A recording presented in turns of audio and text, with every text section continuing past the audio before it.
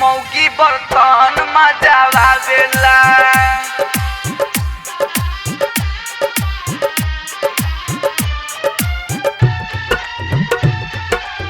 Lockdown के फायदा उठावेला। लॉकडाउन के फायदा उठावेला। मौगी बर्तन मजावेला भाई रे।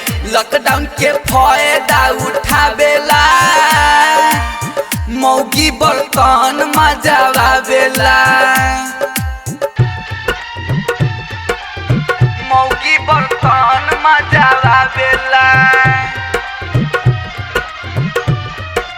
कंचन इब्राहिमपुर।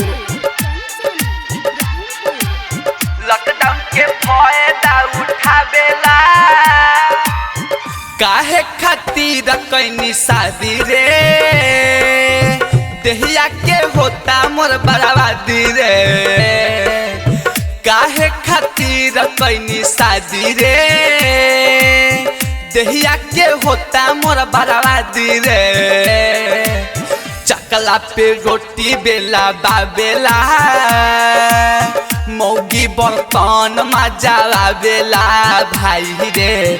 चकला पे रोटी बेला बाबेला। मौगी बर्तन मजावेला। मौगी बर्तन मजावेला। कंचन इब्राहिमपुर। लॉकडाउन के फायदा उठावेला। सादा हो गलती बिकराम में। डाल देले बारे सितम में। सादा हो गलती बिकराम में।